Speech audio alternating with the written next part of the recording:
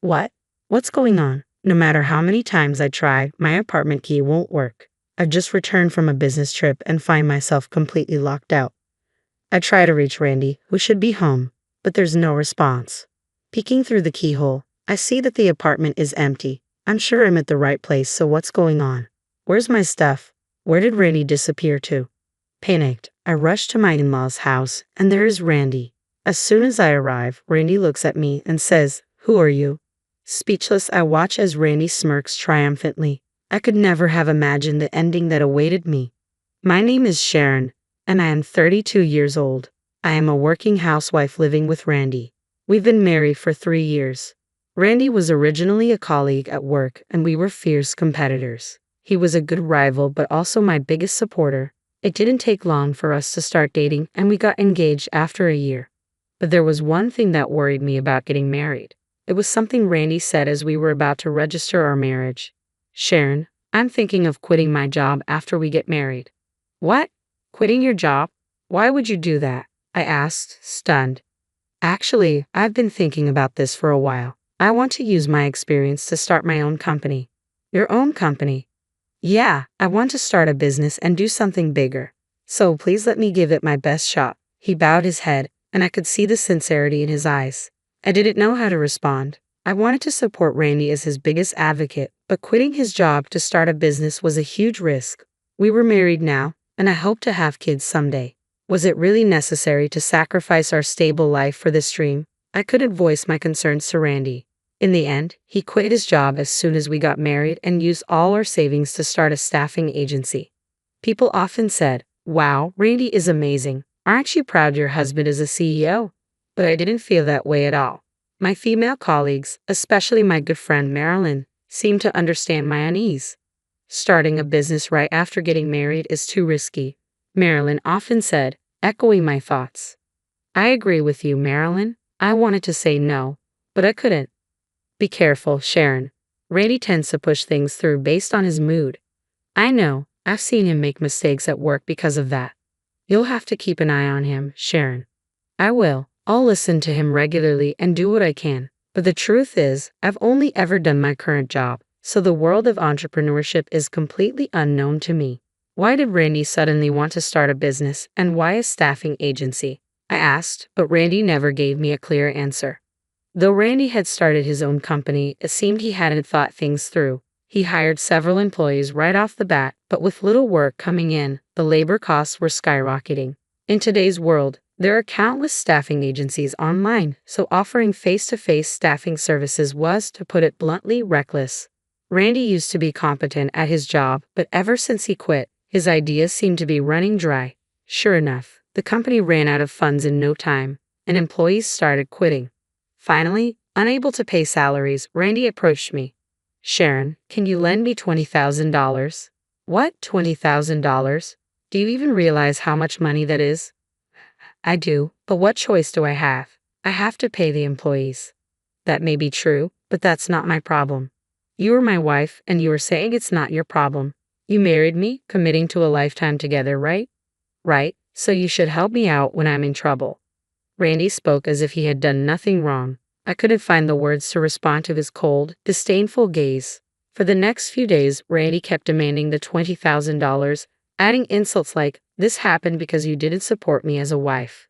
It's all your fault. You need to cover the financial shortfall." I was berated daily and even faced some physical aggression.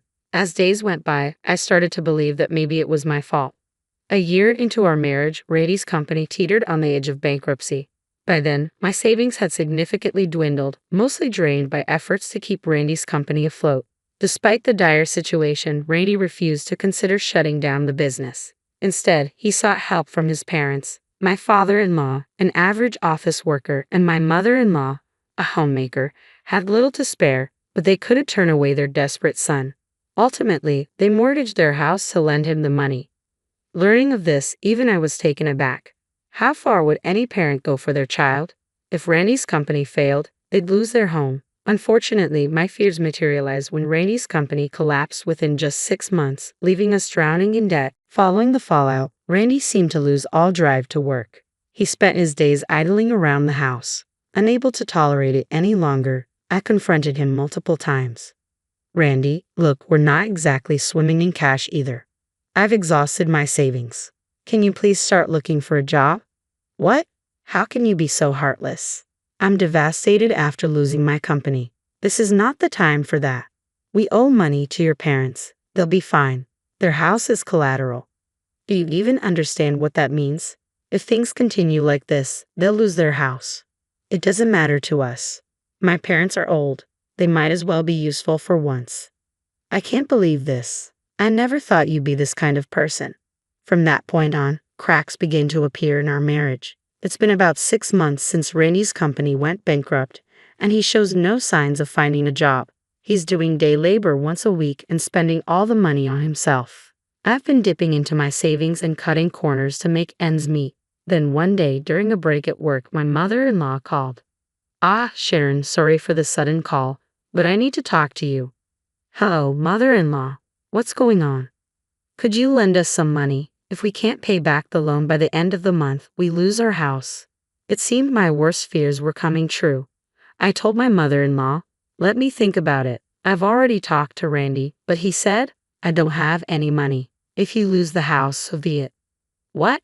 Randy said that? What should we do, Sharon? We're going to lose our home.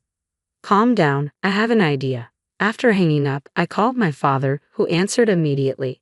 Hey Dad, it's Sharon. A long time, not talk. How are you? I'm fine, but there's a problem. What happened? Randy's company went bankrupt, and now his parents might lose their house. What? Why? After explaining the situation, my father agreed to help financially, even though Randy was clearly at fault. My dad said, he is the man you chose, and didn't blame me. My father is a wealthy real estate investor, and I've never had to worry about money. The rental income alone is a considerable amount, so to be honest, I never had any problems making ends meet until I got married. But when I got a job, I decided to be financially independent and refuse any support from him. And Randy ruined all of that. I felt guilty, but I had no choice but to accept my father's help to save my in-laws. I kept it a secret from Randy and transferred the money to my in-laws. Why didn't I tell Randy? I've only told him that my dad is a real estate agent. If he found out about my father's wealth, I feared he'd change his attitude and start demanding money. If that happened, it would be the end of us. If we are going to continue living together, I don't want to grow to resent Randy.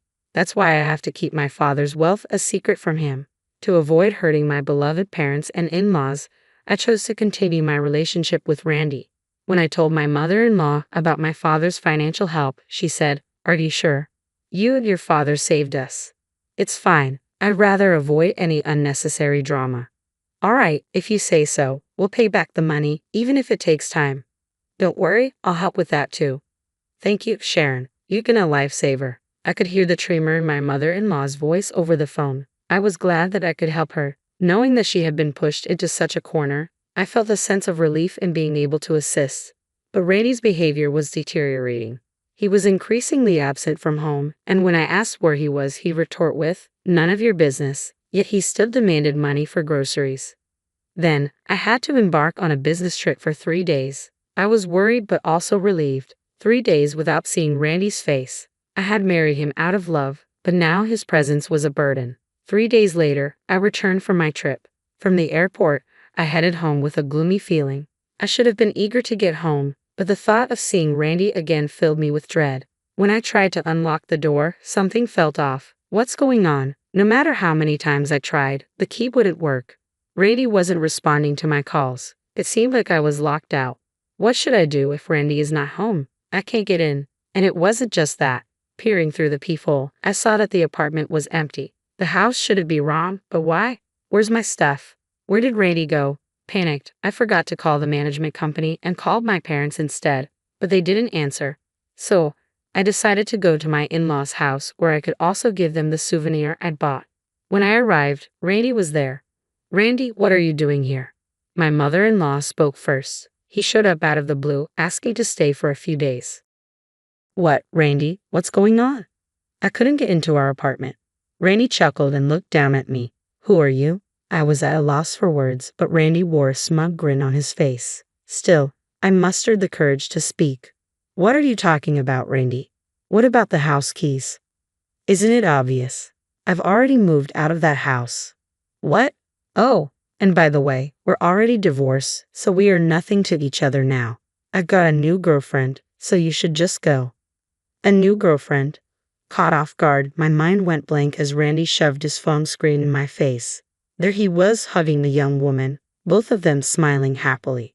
In that moment, everything felt meaningless, and I lost the will to think. Fine, whatever. This marriage was over a long time ago. I slumped to the floor, and Randy looked down at me, grinning. Then, with a loud smack, Randy fell to the ground. His mother-in-law had slapped him. What? Mother, what are you doing? What have you done, young man? What do you mean, what have I done? I just left a useless wife, and I'm planning to marry my new girlfriend. His mother-in-law started to tremble, her face turning red. Randy, do you really not know that you have this life because of Sharon? When your business was failing and this house was about to be foreclosed, Sharon asked her father for a loan. My father-in-law did what Randy was visibly shocked, probably never expecting this. His mother-in-law didn't hold back. And yet you, how much trouble do you need to cause others to be satisfied, Randy? Even your mistress grew tired of you and disappeared. Serves you right, this is the fate of a man who lived only for himself. After the divorce, I moved back in with my parents. They're worried about me, fresh out of a failed marriage, but truth be told, I have no regrets. I have a job and a loving family who stand by my side. That alone makes me feel truly blessed. From now on, I want to live my life to the fullest for the people who truly care about me.